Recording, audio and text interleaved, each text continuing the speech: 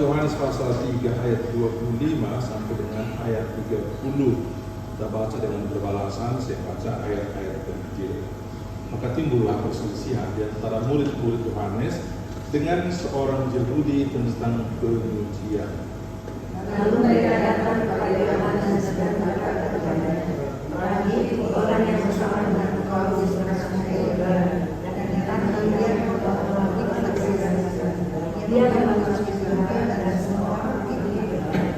Jawab Yohanes, tidak ada seorang pun yang dapat mengambil sesuatu bagi dirinya kalau tidak dikaruniakan kepadanya dari surga. Kamu sendiri dapat memberi kesaksian bahwa aku telah berkata, aku bukan Mesias, tetapi aku diutus untuk mendahulunya. Yang mempunyai mempelai perempuan itu ialah mempelai laki-laki. Tetapi sahabat mempelai laki-laki, itulah dia pandongannya, yang berdiri dekat dia dan yang mendengarkannya sangat bersukacita mendengar suara mempelai laki-laki itu. Itulah sukacitaku. Dan sekarang sukacitaku itu penuh. Ia harus semakin besar, tapi ia harus semakin kecil. Ya, itulah dia. Sudah bisa tertangkap kira-kira maksud dari pandongan, judul dari PA kita ini. Kita hanya pandongan saja. Saudara, tentulah kita masih ingat. Nggak tahu ya kalau ada di antara kita yang tahun lalu sehingga tidak pernah punya pandongan. Harus nakaulah sekilo.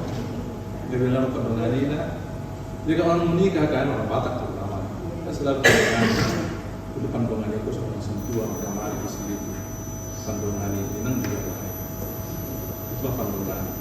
Nah, lalu kita hendak belajar pada siang hari ini bahwa di dalam kerajaan Allah atau di dalam memberitakan firman Tuhan atau melakukan pekerjaan baik, kita harus ingat bahwa status kita hanyalah seperti pandongan saja. Ya, jadi kita hanya pandongan saja. Jangan pernah mengambil alih bahwa akulah mempelai laki-laki. Ya, sama seperti yang dikatakan oleh Yohanes Pembaptis dalam firman Tuhan yang barusan ini sudah kita pelajari. Dia ceritanya begini. Tuhan Yesus kan datanglah dia ke Yudea dan kemudian dia juga membaptis di sana bersama-sama dengan murid-murid dan banyak orang datang kepadanya. Tetapi tidak jauh dari situ Yohanes Pembaptis pun membaptis dan kemudian murid-murid dari Yohanes Pembaptis mulai iri hati dan dia mengatakan, Rabi, itu temanku yang pernah kau jalan sama-sama, dia juga membaptis kok di sebelah sana gitu kan, dan kulihat lebih banyak orang datang ke sana. Apa yang diharapkan oleh murid-murid Yohanes Pembaptis? Diharapkan bahwa Yohanes Pembaptis tentu mengenal dia sendiri tapi dua-duanya ayatnya gitu ya, masa dia mengambil lahan orang dan begini. Nah, tapi kita dengar bukan begitu. Yohanes Pembaptis kemudian dengan kerendahan hati mengatakan, jangan lupa, kita tidak pernah akan menerima sesuatu jika itu tidak dikehendaki oleh Tuhan. Termasuk juga saudara mengenai peruntungan kita ya, mengenai peruntungan kita, mengenai apa yang kita terima dalam kehidupan kita. Jangan pernah lalu mengatakan, bahasa gue mudah, lihat kebayawan. Puasa dan pulau, nah begitu. Orang Kristen, orang percaya tak perlu mengatakan seperti itu. Kita harus belajar seperti seperti yang dikatakan oleh Yohanes Pembaptis ini, ketika dalam satu ayat dia mengatakan tidak ada seorang pun yang dapat mengambil sesuatu bagi dirinya kalau tidak dikaruniakan kepadanya dari surga. Ya, sekali lagi, tidak ada seorang pun yang dapat mengambil sesuatu bagi dirinya. Tumpi HP, login rohatan naik mamora contohnya ya, naik gaji pejabat misalnya, atau apapun ya, tapi narsitannya joma, itu nggak di kopi itu akan pernah kita dapat jika Tuhan tidak menghendaki. Ya, tidak seorang pun yang dapat mengambil sesuatu bagi dirinya kalau tidak dikaruniakan kepadanya dari surga.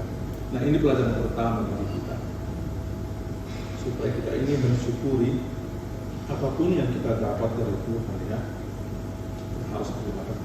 Jangan bersyukur untuk apa-apa yang tidak kamu dapat katanya, gitu kan?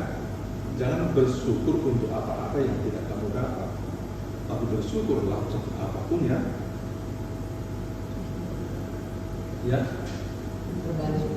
bisa dulu pikiran, mana Iya, saya juga mikir, kalau nggak salah, gitu nggak salah. Nggak pernah mau ini. Nggak terbalik. Sekali lagi, ya, sekali lagi. Bersyukurlah untuk, jangan bersyukur untuk apa yang tidak kamu dapat, tapi bersyukurlah untuk apa yang kamu ya, sedikit pun, walaupun sedikit yang kita terima, kita harus bersyukur.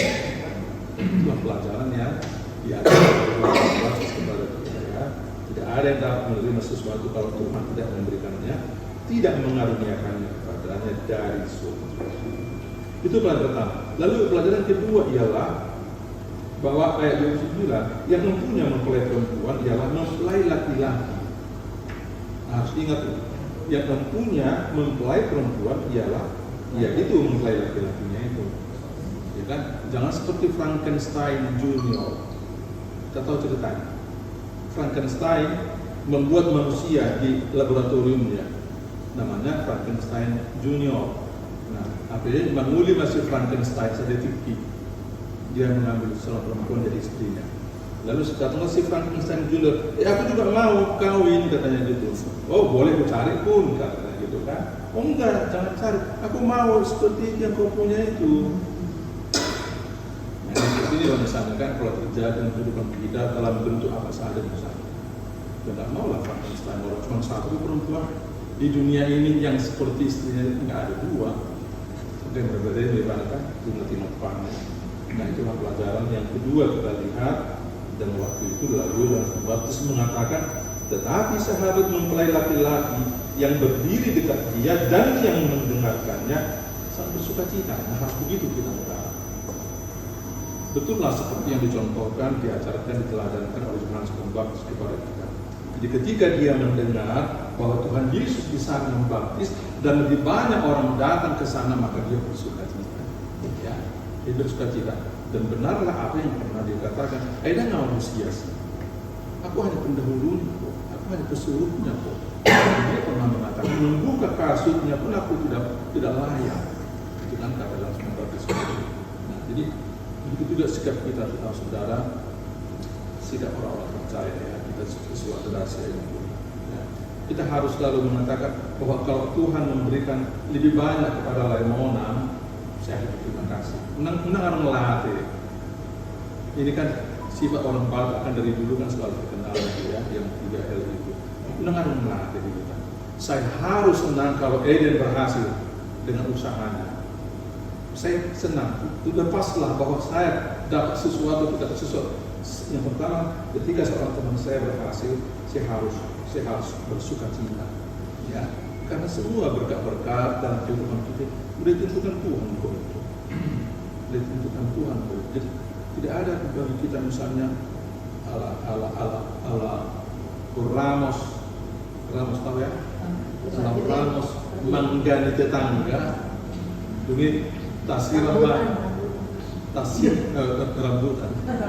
bulan si Ida jadi Domingan tuh cuma kemudian para bueni rambutan si Ida, dan karena itu lalu saya mengambil minyak tanah kusiram ke batangnya demi mati apa ya begitu sikap dari orang percaya ya. Jadi kita harus belajar seperti Yohanes Pembaptis ini. Oh, saya bersuka cita. Memang mempelai laki-laki dong, napuna mempelai perempuan. Tapi saya sebagai temannya pandongani dan mempelai laki-laki memang tetap bersuka cita. Mempelai perempuan bukan milik saya, tapi ketika mempelai laki-laki di mana saya pandonganinya juga harus bersuka cita. Oleh karena sukacita daripada mempelai laki-laki. Ya saya sih memahami apa maksud dari pulang itu, bahwa memang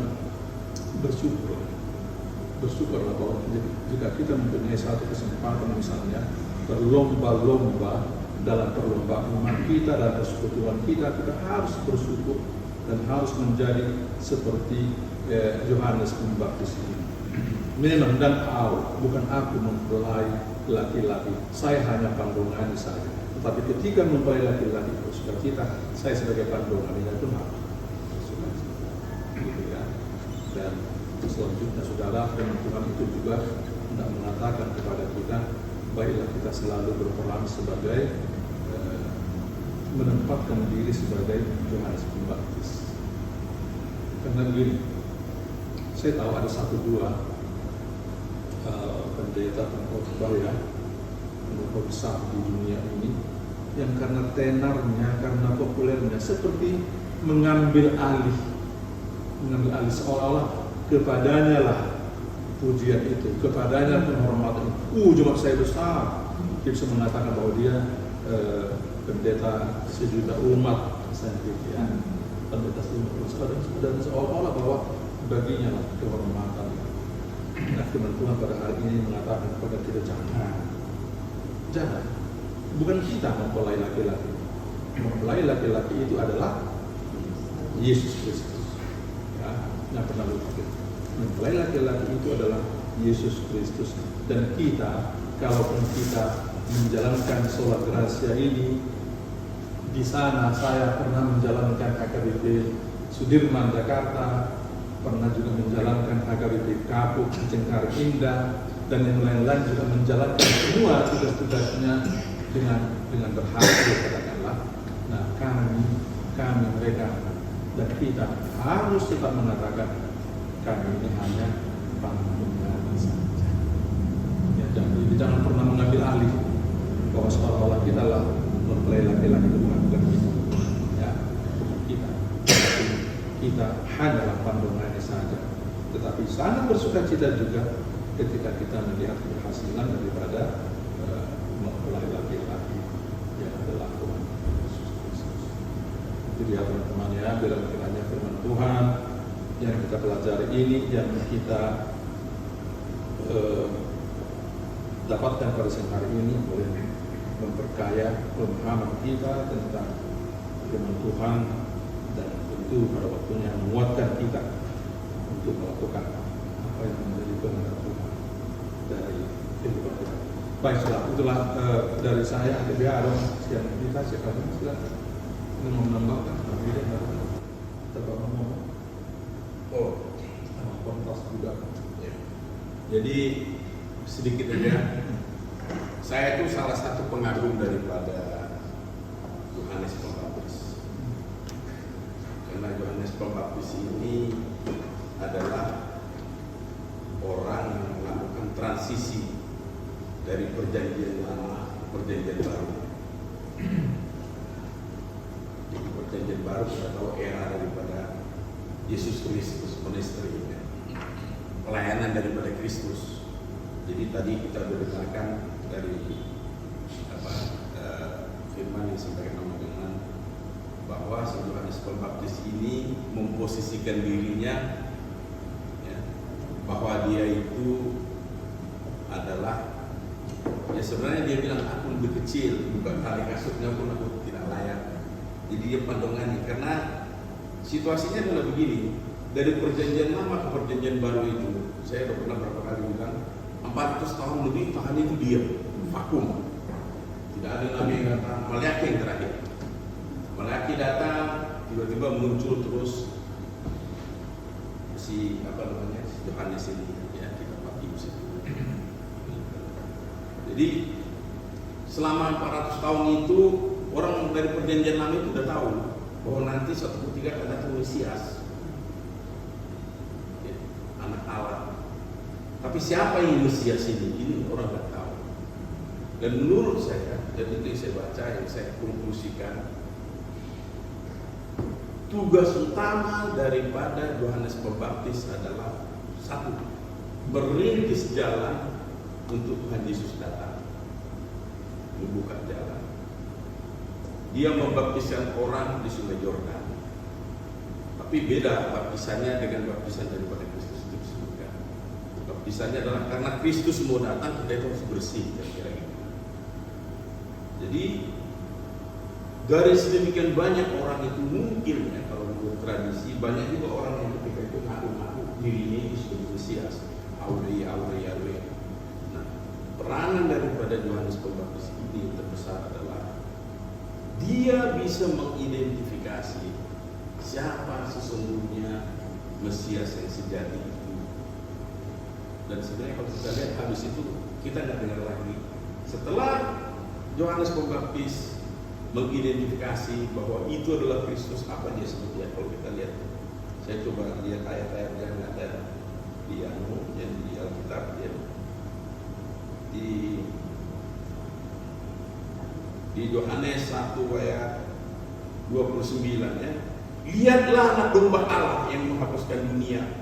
Dia yang kumaksud ketika kukatakan kemudian padaku akan datang seorang yang terdahulu aku, sebab dia ada sebelum aku, dan aku sendiri pun mula tidak mengenal dia. Jadi dia menunjuk itu anak domba Allah itu ya. Dan kita tahu akhirnya Yesus juga dibaptiskan sama dia di Sungai Yordan.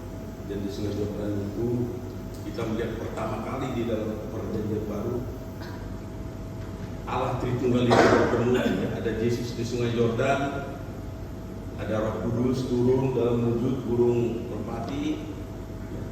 Ke bahunya ada suara Allah Bapa dari surga yang berkata, inilah anakku yang kukasihi, kepada dia aku berkenan. Jadi bertemu Tritunggal ini di dalam satu event. Karena sesudah itu saya nggak melihat lagi peranan daripada Yohanes Pembaptis. Kita tahu akhirnya dia dipancung ya, karena ulang tahun. Jadi ulang tahun ini kita bukan seperti ulang tahun mobil sekarang ya. Ada di Alkitab itu dicatat 2 kali ulang tahun kita mencatat nggak bagus. Satu adalah ulang tahun dari si istrinya Herodes. Dulunya nari cantik. Akhirnya dia minta hadiah. Si Herodes bilang akan dikasih apapun yang dimintanya ke mamanya adalah kepala si Yohanes Pembaptis. Si Yohanes Pembaptis juga ya dia hebat, kalau kita lihat tuh nggak ada salahnya, tapi satunya salahnya waktu dia di penjara, kan dia di penjara ya. Si Herodes tuh berulang kali datang ke penjara itu korbannya dia, tapi dia lihat Yesus kadang-kadang menghubungin aku ya. Jadi kespontasin dari penjara dia bilang, is Eden as a true friend or not true friend?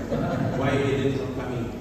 Jadi si Yohanes Pembaptis diutusnya muridnya bertemu dengan Yesus. Engkau pun Mesias. Padahal kita lihat ya, waktu di Jordan dia udah bilang dia adalah anak domba Allah. Jadi bisa juga ragu-ragu, karena tak dijemput Yesus dia. Karena dia membaptis dia. Yesus waktu datang utusan itu, Yesus kemudian bilang sama si Yohanes itu, orang yang papangon bisa berjalan, orang yang buta matanya dicelikan dan sebagainya. Karena itulah dikasih tahu sama Tuhan di kitab Yesaya, nanti akan datang Mesias, ciri-cirinya itu begini.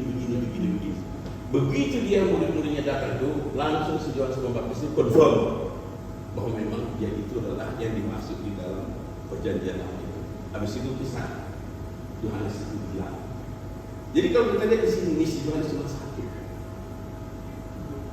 Untuk kita sangat bersyukur kita. Kalau nggak si Yohanes sendiri juga, kita nggak tahu Yesus mana ya, Mesias mana yang kita sebut. Bisa salah juga, iya kan? Kita jangan salah loh. Oputen dan dulu kalau pakai. Lebih datang dari nama di Batam, berkororo melalui tangan dari penjajahan. Jadi penjajahan itu jelek, tapi ada penjajahan bagusnya. datang sending ke sini dibawa Alkitab firman Tuhan dan sebagainya dipakai Tuhan. Jadi Tuhan itu menunjukkan sejahat-jahatnya pun orang, penjaga pun bisa dipakainya menjadi pengabar Injil kepada kita orang Batak. Untunglah kita. Jadi kira-kira seperti itulah dulu situasinya. Bayangkan, nggak ada si nomensian dan yang lain-lain itu. Kita sendiri nyari Tuhan di mana ini Tuhan ini ya. Orang itu sudah tahu bahwa akan datang Mesias. Role daripada Yohanes Pembaptis kita dikawin bersyukur. Dia yang memberitahu kepada kita. Itulah Mesias itu. Dia bilang juga, aku akan membaptis dengan air, tapi dia yang akan datang akan membaptis dengan api. Kapan dia itu membaptis dengan api? Adalah waktu Roh Kudus turun. Ya. Ketika Pentakosta itu, Kristus datang, ya pembaptisan itu dengan api kayak lidah api.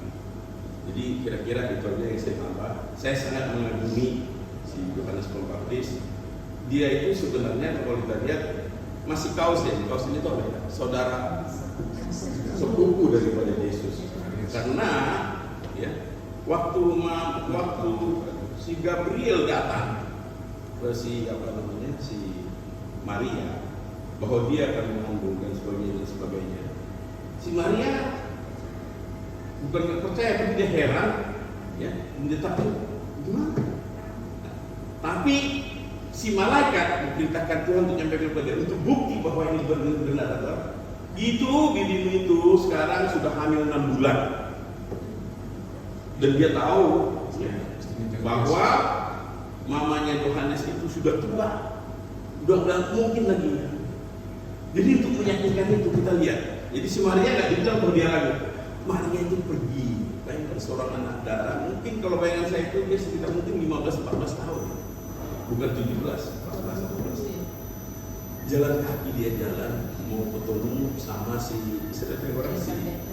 Elizabeth. Baru ketemu di pintu langsung perutnya si Elizabeth waktu itu disebutkan. Ya, melonjak-lonjak dan dia bersujud kepada Tuhanku. Ya. Jadi sebenarnya orang ini sudah bertemu sama-sama dengan Jadi sekali lagi sebenarnya ini juga menggambarkan kepada kita kematian kehidupan bagi Tuhan itu sama. Bagi mereka ini masih di dalam kandungan itu sudah. Dan kita melihat juga akhirnya Tuhan Yesus nanti jalan-jalan ya, dia di gunung ketemu sama Musa, ketemu sama Elia bertiga dengan orang yang murid. Makanya Tuhan tidak mengeluarkan dirinya, siapa kau? Aku itu adalah Allah Abraham, Allah Ishak dan Allah Yakub. Padahal orang-orang itu sudah mati, tapi dia bilang, ya. Jadi sekali lagi kita sangat bersyukur kita tidak nyasar. Ya. Kalau si Rupana pulang ke apa, rumahnya juga bisa nyasar dia. Naik Grab, dia nggak tahu jalan, itu terpercaya dia sama sistem itu.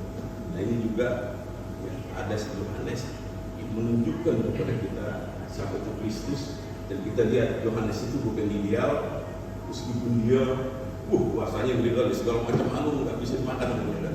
Makan ya sebenarnya keributan, larang, bajunya pun baju ini ya kan. Sedemikian berusaha dia mengusir dia, tapi satu hal terbukti dia imannya masih kurang. Ya. Waktu dia di penjara, Yesus sudah datang. Jadi kita sangat juga bersyukur sahabat ini lagi pas ini sahabat 20 tahun, disuka dan duka. Bukan cuma sama-sama fair ya. Kami sangat sukacita, aku juga bangga melihat dia dan dia ingin mencari Tuhan itu yang dia. Saya kira itu aja bang. Ini saksian aku untuk dia. Amin. Itu baik. Ya, ayat yang terakhir tadi sudah baca juga sekali lagi ya. Ayat 30, 1, 2, 3. Ia harus semakin besar, tetapi aku harus semakin kecil. Ia itu adalah Yesus dan aku itu adalah Tuhan dan karya itu terbesar. Yuk tengah nih karya terbesar.